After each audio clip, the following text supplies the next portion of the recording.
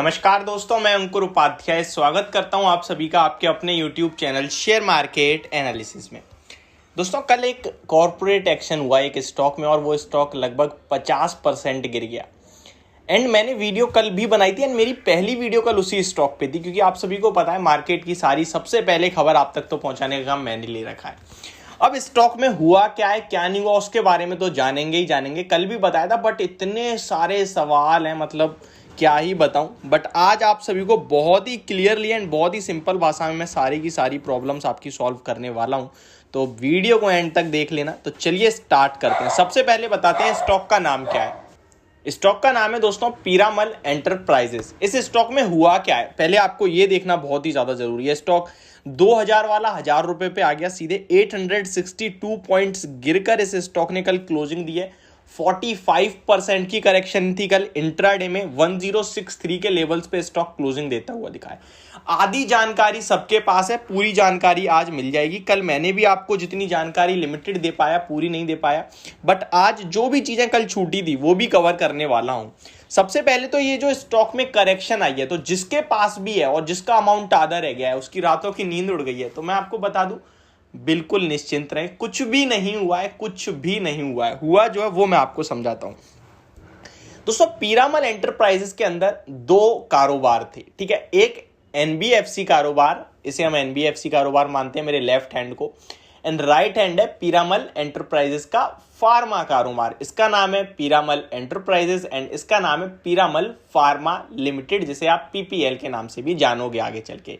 और पीरामल एंटरप्राइजेस जो stock listed है और अभी गिर गया है, वो स्टॉक सेम टू सेम रहने वाला है, उसका कुछ चेंज नहीं होने वाला। यानी कहना अगर शॉर्ट में चाहूं तो होने ये वाला है कि एक और शेयर आने वाला है बाजार में। अब वो बाजार में कौन खरीद सकता है कौन नहीं, इसके बारे में जान लेते हैं। अभी बाजार में आया नहीं है, जब मार्केट में लिस्ट होगा वो शेयर तब आप उसे खरीद सकते हो, बेच सकते हो। अब जानने की कोशिश करते हैं ये हुआ क्यों। ये इसलिए हुआ है, फॉर एग्जांपल आपने मर्जर सुना होगा, एचडीएफसी बैंक का मर्जर, दो कंपनी एक हुई, हालांकि अभी पूरी तरीके से एक नहीं हुई है, अनाउंसमेंट हो गई है, थोड़े दिनों बाद ये दोनों स्टॉक हट जाएंगे और एक हो जाएगा। मार्केट में केवल एचडीएफसी बैंक बचेगी, एचडीएफसी का शेयर हट जाएगा।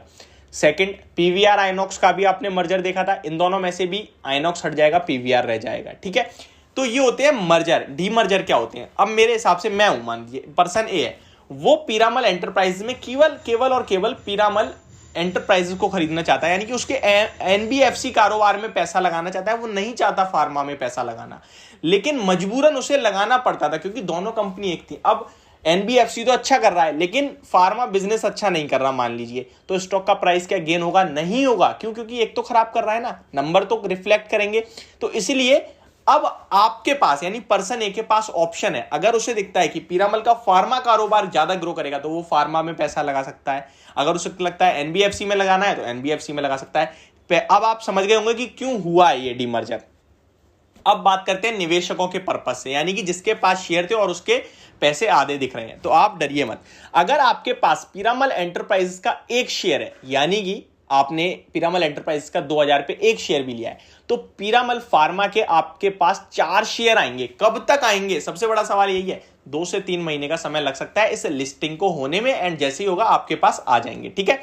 तो आपके पास कितने शेयर आएंगे दोस्तों? 4 शेयर एक पीरामल एंटरप्राइजेस के शेयर के सामने।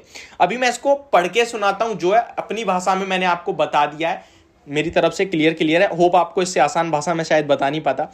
देखिए, in exchange for demerger Piramal enterprises limited share holder will receive 4 shares of PPL, Piramal pharma limited, in addition to their current holding of PEL यानी Piramal enterprises limited for every 1 share of PEL. यानी कि अगर आप PEL का 1 share रखते हैं तो आपको 4 शेयर पीरामल फार्मा के मिल जाएंगे।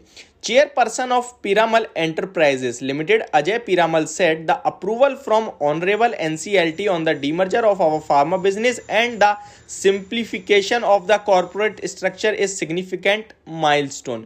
We are on track to achieve the completion of the demerger and separate listing of Piramal Pharma by the 3rd quarter of the current fiscal।